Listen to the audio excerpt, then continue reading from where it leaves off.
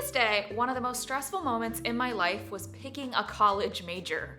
Do you pick what you're passionate about? Do you pick what makes money? How do you know what is the best decision to set you up for the future?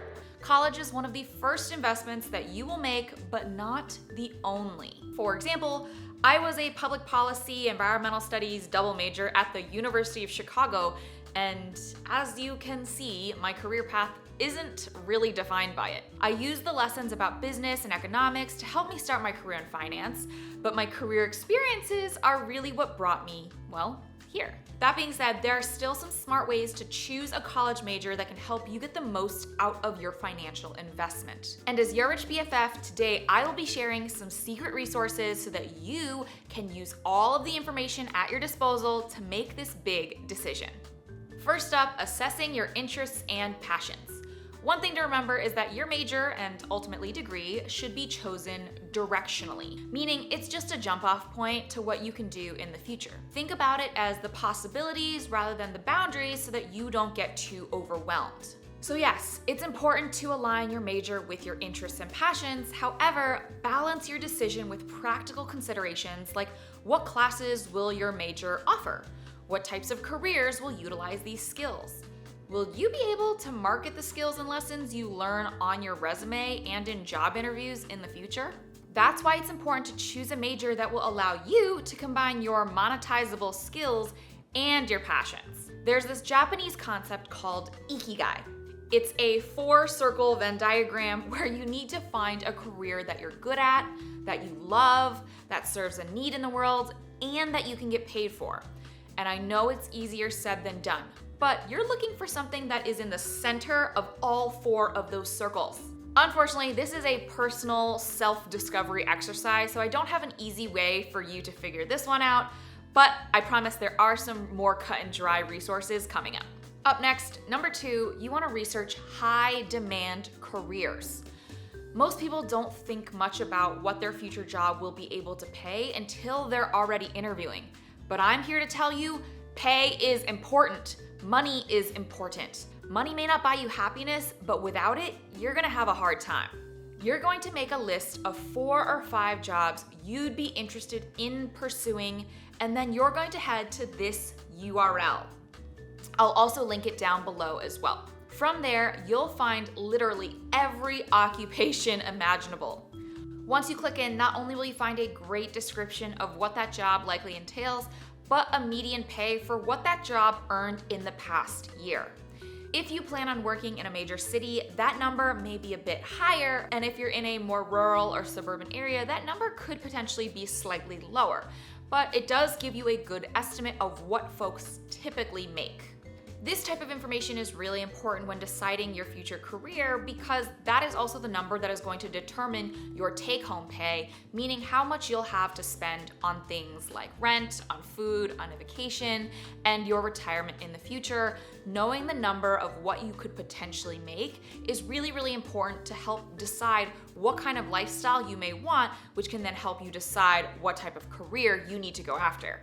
Moving on to tip number 3, you want to evaluate income potential. Again, money isn't everything, but it buys a lot of things. You need to make sure that you know what your major can get you. My biggest tip here is to ensure that you're evaluating the potential of your major and college combo.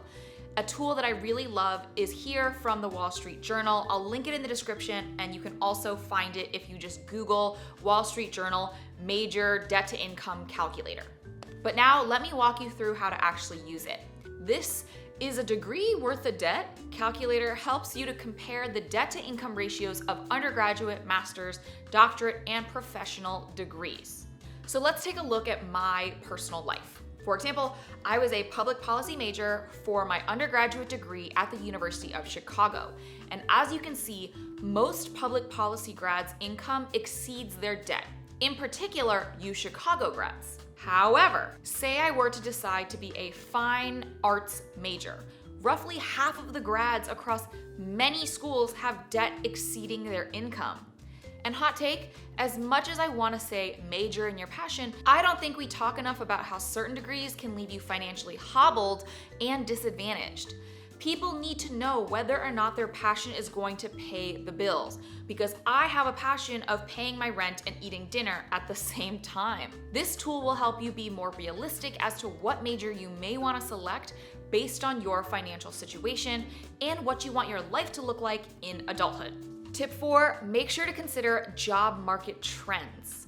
One of the smartest ways to evaluate the value of your major is by looking at the job market trends for the upcoming next 5 to 10 years. There are tons of studies from the government, economic publications, and even likely your very own school that will study the progression of specific jobs and industries in the coming years. These organizations are constantly doing research to predict economic trends for the future. So go ahead and Google whatever industry you're interested in, plus job market reports or Bureau of Labor Statistics to access these insights. Alternatively, a lot of job posting sites like LinkedIn, Indeed, and Glassdoor will come out with their own studies for job market trends as well. This data is based on the number of listings that go through their site, so it can reflect what's actually happening in the job market in real time. And yes, I know this video is about college majors. Even though you're not looking for a job, it's good that you start exploring these options ahead of time because you want to know what kind of jobs your major can get you and how often employers are actually looking for those job placements. More job postings and demand means you're going to be more likely to get a good job and a high-paying competitive one. And tip number 5, take advantage of the resources around you. Everyone understands that this can be an overwhelming decision when you're just learning to live on your own and be an adult. As a result, there are a plethora of resources that are already offered to you on your campus. First, you can visit your career center to chat through your thoughts and interests. It's likely a free resource that you won't be able to get anywhere else. And these people's entire jobs is to help students like you make decisions and bring successful alumni back to the school. It's in both your and their best interest to take advantage of these resources. Don't be afraid to take this first step. It's not about where you are, but where you're going to go next. Some of my friends became besties with their career counselors at school, coming to them to chat through their anxieties, get help on their resumes, and even negotiate any sort of internship or job offers. And pro tip, if you are hungry for more resources, don't be shy to take advantage of the public resources that are available from other colleges as well. For example, if you search Harvard Career Handbook PDF, you can find a ton of hidden resources that are available online. A continuation of tip number 5, but I would say tip number 6 is network, network, network. In a similar vein as the previous message, be sure to utilize these social resources that are available to you as well. At the end of the day, it's important to remember that you're not alone in this decision. You can seek advice from older mentors, your professors, and other people in your network. They've all been through this themselves, and chances are they're going to be more than willing to give you insights that you won't be able to gain elsewhere. In particular, at the top of this list for my recommendations are your professors and your classmates. University professors are often experienced leaders in their respective fields, and they have vast networks and retrospective knowledge of these industries. They've seen through their friends what certain career paths may be available. And oftentimes, before they became professors, they might have actually been career standard W-2 employees somewhere else. And third, another major resource will be the people in your network. You can share resources and ideas in order to help each other along the way. Find people who have similar interests to you that you admire. Ask them out to a coffee, pick their brain, and learn about their career journey. Chances are they'll be more than willing to impart sage advice as long as you're polite, appreciative of their time, and willing to learn. And be sure to send them a thank you note 24 hours afterwards for their time. I did this with an older sorority sister of mine. She wrote out exactly which classes she took to ensure that she was able to get the highest possible GPA in that major, and then how she was then able to parlay that into a Wall Street job. I'm very fortunate I was then able to parlay her knowledge into an offer for myself. In conclusion, at the end of the day, what college major you choose is entirely up to you and what you make out of it. And there's no reason to tie yourself to a major if you take a few classes and find out that it's not really working out. Take it from me. I was an economics major my freshman year until I pivoted into public policy and environmental studies, and I ended up enjoying my studies so much more and realizing that it was a way better fit.